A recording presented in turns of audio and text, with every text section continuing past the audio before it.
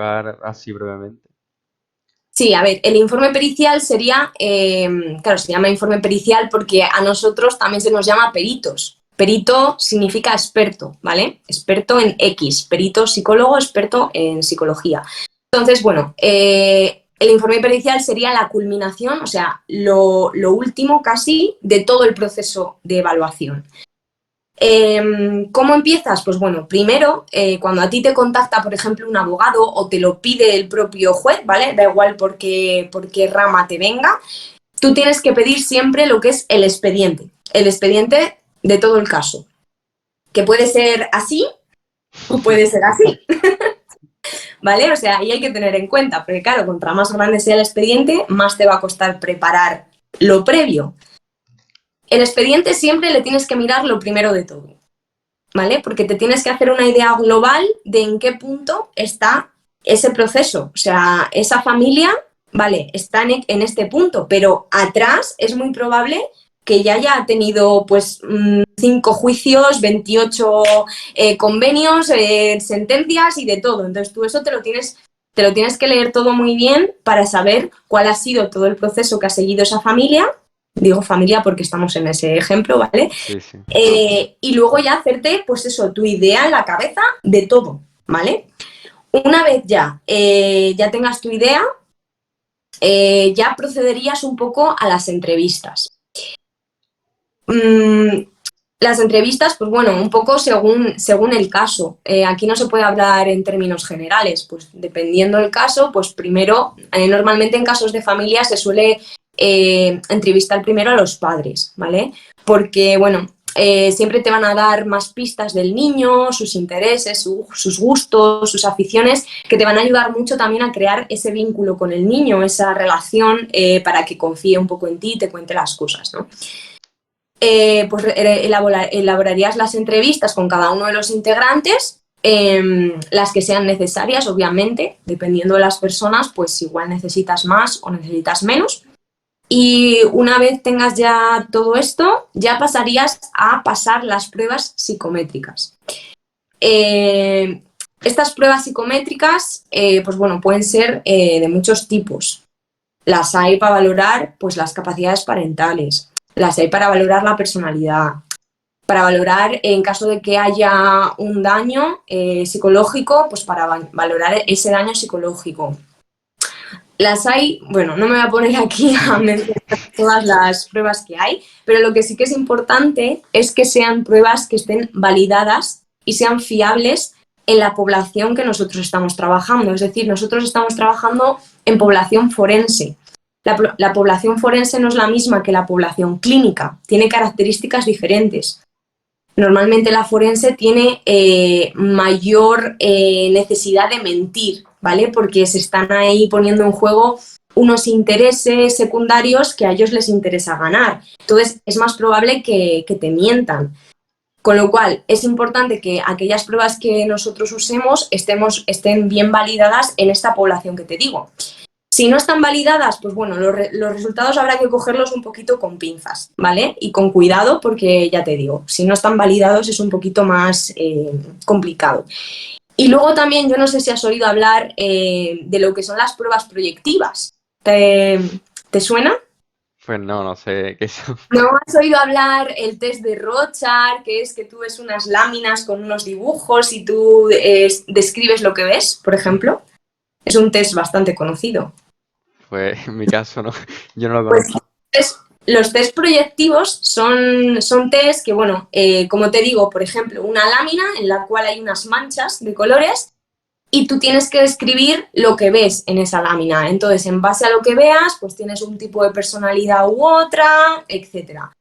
Estas pruebas en clínica, los que tienen esa orientación las usan bastante, pero en forense no están bien recomendadas porque, bueno, son pruebas muy subjetivas, es decir, tú estás diciendo cosas que tú ves y luego el que las interpreta, que sería en este caso el psicólogo, lo interpreta no en relación a estudios científicos bien hechos, estadísticos, etcétera, sino lo interpreta según va viendo, ¿sabes? Entonces se dicen Sí. que son muy subjetivas, dicen que no son científicas y en los juzgados no están bien valoradas. Así que es bastante normal que aquellos que usen este tipo de pruebas les tumben el informe y se las hagan pasar un poquito mal. Entonces, bueno, las pruebas proyectivas no es tampoco que estén prohibidas, porque, por ejemplo, para población infantil que no tienen un lenguaje,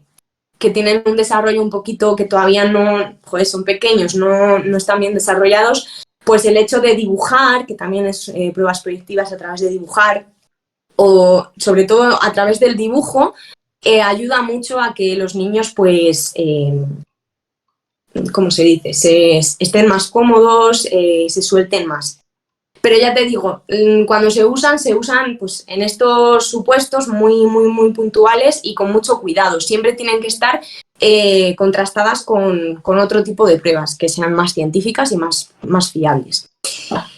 Luego, después de pasar las pruebas psicométricas, pues ya tendríamos un poco lo que es toda la información que podemos sacar, ¿vale? Tenemos el expediente, las entrevistas que hemos tenido a cada uno y las pruebas, los resultados de las pruebas. Entonces, ahora lo que toca es hacer un batiburrillo, hacer que todo tenga sentido, que se una todo muy, muy, muy bien, relacionarlo todo muy bien y una vez ya esté todo integrado, relacionado y unido, es cuando se plasma todo en el informe, ¿vale? El informe, ya te digo, es el final casi. O sea, tú una vez ya lo tienes todo muy claro, te pones a redactar el informe y es básicamente el resultado de tu evaluación. ¿Qué pruebas has usado? Lo tienes que poner. ¿Qué entrevistas has hecho? Lo tienes que poner. ¿Qué pruebas y qué resultados has sacado? Lo tienes que poner. La historia previa lo tienes que poner. Todo muy bien explicado. Y luego tus conclusiones, por supuesto, muy bien fundamentadas. En base a libros, estudios, etc. Y bueno, como ultimísimo paso, a veces, porque no siempre, después de que tú presentes el informe, te pueden llamar a juicio a que tú vayas a ratificarlo oralmente. ¿Qué es esto de ratificar? Pues tú vas ahí a juicio, te plantas delante del juez, de los abogados y los fiscales, etcétera, y a ti te empiezan a venir preguntas de todos los lados en base a tu informe y tú tienes que contestarlas, claro. Tú imagínate, tú ahí solo, enfrente de un micrófono, con toda la sala enfrente tuya que te está mirando porque te están escuchando lo que tienes que decir. Y nada, te van a sacar todo lo que puedan. Sobre todo te va a sacar lo más minucioso, te lo va a sacar aquel al que no le favorece tu informe, ese. Y encima con la responsabilidad que te Claro, plantas es un allí, ¿eh? trabajo con mucha responsabilidad, porque tú ten en cuenta que, bueno, ahora estamos hablando de familia.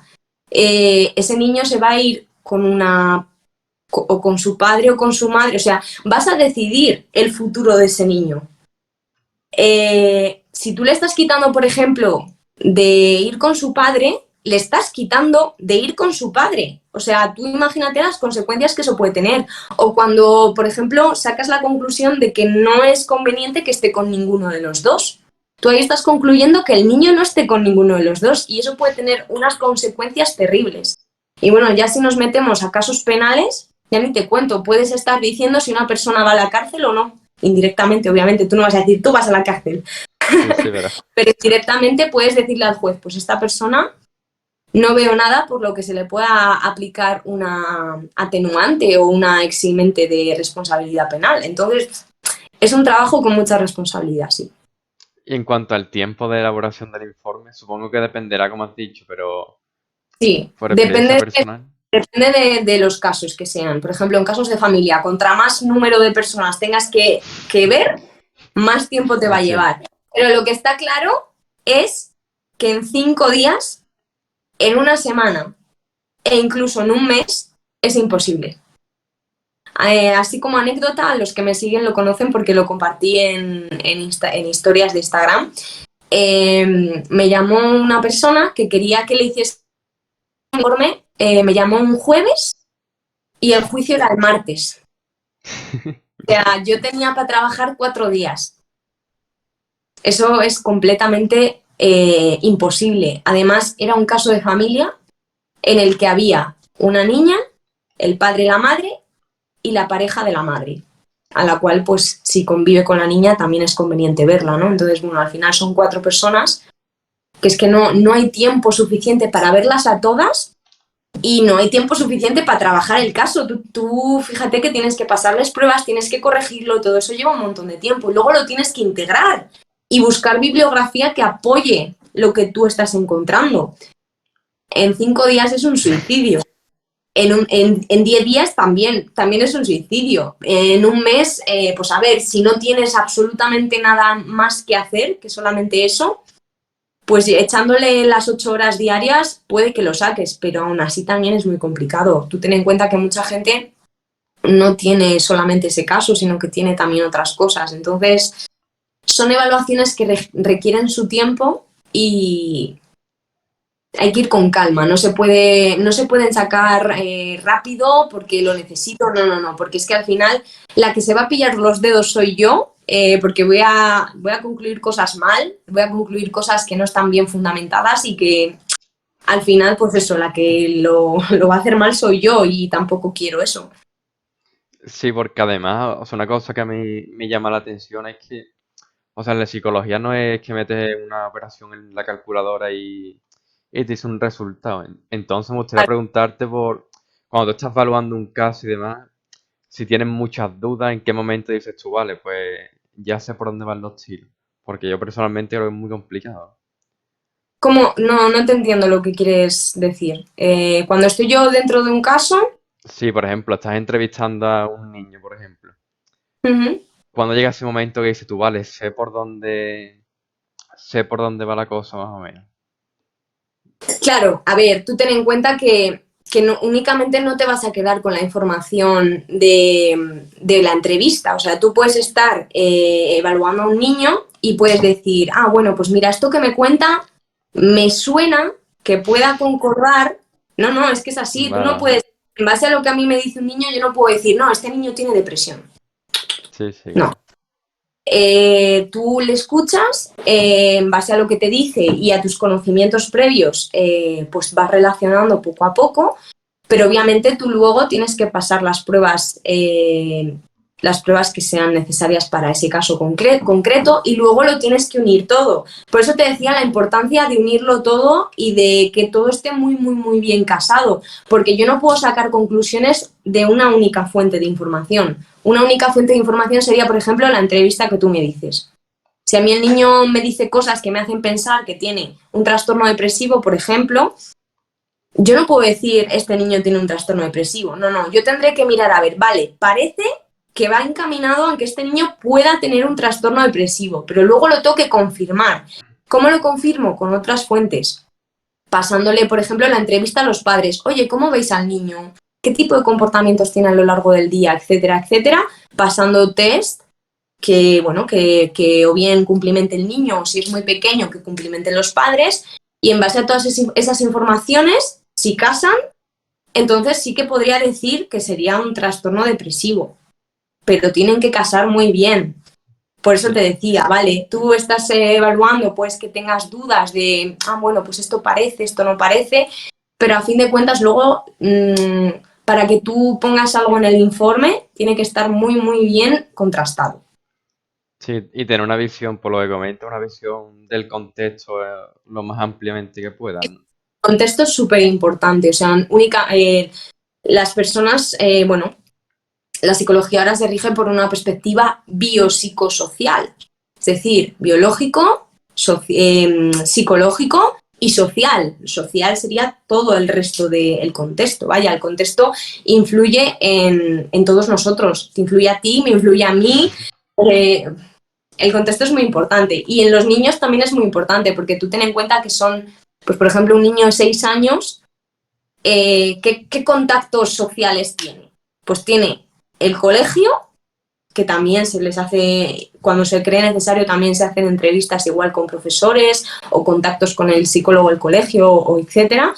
Pero sobre todo, por ejemplo, la familia. En la familia en los niños es súper importante porque es el primer núcleo social que tienen. La familia nos va a dar una información tremenda, por ejemplo. Claro.